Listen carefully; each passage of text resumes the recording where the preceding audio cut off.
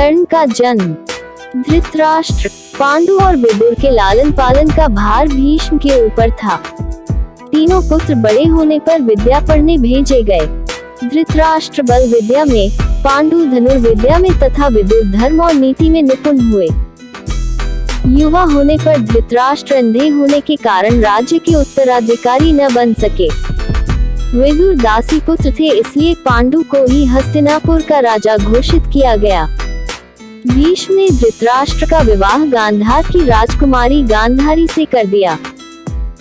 गांधारी को जब ज्ञात हुआ कि उसका पति अंधा है तो उसने स्वयं अपनी आंखों पर पट्टी बांध ली। उन्हीं दिनों यदुवंशी राजा शूरसेन की पोषित कन्या कुंती जब सयानी हुई तो पिता ने उसे घर आए हुए महात्माओं की सेवा में लगा दिया।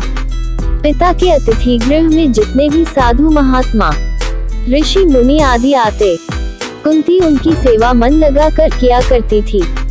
एक बार वहां दुर्वासा ऋषि आ पहुँचे। कुंती ने उनकी भी मन लगाकर सेवा की। कुंती की सेवा से प्रसन्न होकर दुर्वासा ऋषि ने कहा, पुत्री, मैं तुम्हारी सेवा से अत्यंत प्रसन्न हुआ हूँ, अतः तुझे एक ऐसा मंत्र देता हूँ जिसके प्रयोग से तू जिस देवता का स्मरण करेगी वह तत्काल तेरे समक्ष प्रकट होकर तेरी मनोकामना पूर्ण करेगा। इस प्रकार दुर्वासा ऋषि कुंती को मंत्र प्रदान करके चले गए।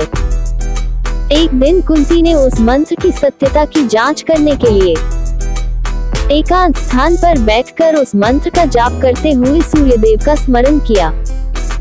उसी क्षण सूर्यदेव वहां प्रकट होकर बोले, देवी, मुझे बताओ कि तुम मुझसे किस वस्तु की अभिलाषा करती हो। मैं तुम्हारी अभिलाषा अवश्य पूर्ण करूंगा। इस पर कुंती ने कहा, हे देव, मुझे आपसे किसी भी प्रकार की अभिलाषा नहीं है। मैंने तो केवल मंत्र की सत्यता परखने के लिए ही उसका जाप किया है। कुंती के इन वचनों को सुनकर सूर्यदेव बोले, हे कुंती, मेरा आना व्यर्थ नहीं जा सकता। मैं तुम्हें एक अत्यंत पराक्रमी तथा दानशील पुत्र प्रदान करता हूँ। इतना कहकर सूर्यदेव अंतर्ध्यान हो गए। कुंती ने लज्जावश यह बात किसी से नहीं कह सकी। समय आने पर उसके गर्भ से कवच कुंडल धारण किए हुए एक पुत्र उत्पन्न हुआ। कुंती ने उसे एक मंजूषा में रखकर रात्रि बेला में गंगा में बहा दिया। वह बालक बहता हुआ उस स्थान पर पहुंचा जहां पर धृतराष्ट्र का सारथी अधीर अपने अश्व को गंगा नदी में जल पिला रहा था। उसकी दृष्टि कवच कुंडल धारी शिशु पर पड़ी। अधीर निसंतान था, इसलिए उसने बालक को अपने छाती से लगा लिया और घर ले जाकर उसे अपने पुत्र के जैसा पालने लगा। उस बालक के कान अति सुंदर थे, इसलिए उसका नाम कर्ण रखा गया।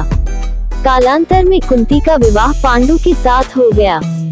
मध्य देश के राजा ने भी पांडु के पराक्रम से प्रभावित होकर अपनी कन्या माद्री का विवाह पांडु के साथ कर दिया। आपको ये कहानी कैसी लगी? कमेंट बॉक्स में जरूर बताएं।